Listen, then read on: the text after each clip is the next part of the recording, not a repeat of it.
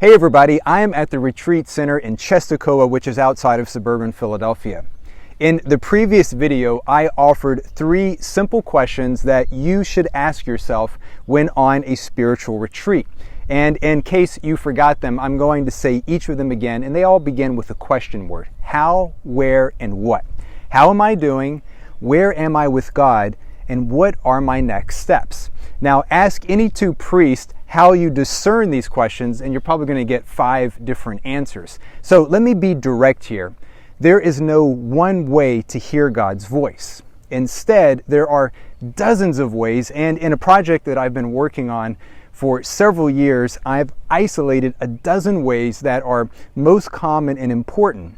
Now, in another video, I'll share those. But in this video, I want to suggest 5 simple ways that you can discern the answer to these 3 questions above: how, where, and what.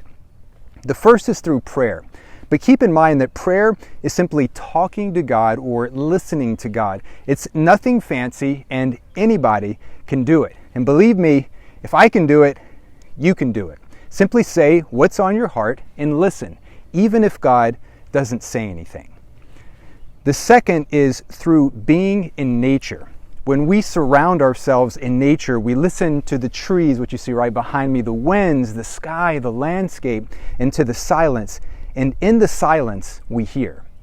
The third is through devotional reading. Now, although the Bible is the most common kind of devotional reading is any reading that seeks to listen to God and be transformed by what God says. The fourth is through music and art and beauty. So try listening to some uplifting music, admire a statue as you see in the background here, or simply be inspired by something creative, whether it's a poem, a painting, or a melody. And a fifth way is my favorite. Simply do whatever works for you. For some people, it can be a religious object. For others, it can be fasting, and for others, it could be journaling. At the end of the day, it's more about your mindset than it is your method that allows you to discern God's leading. Let me say that again. Discerning God's leading is more about a mindset than it is a method. As you go on your own spiritual retreat, try to discern God's answers to these 3 questions that I discussed and use whatever method works best for you, knowing that it's your mindset as a spiritual pilgrim that puts you in the best posture for learning and discerning.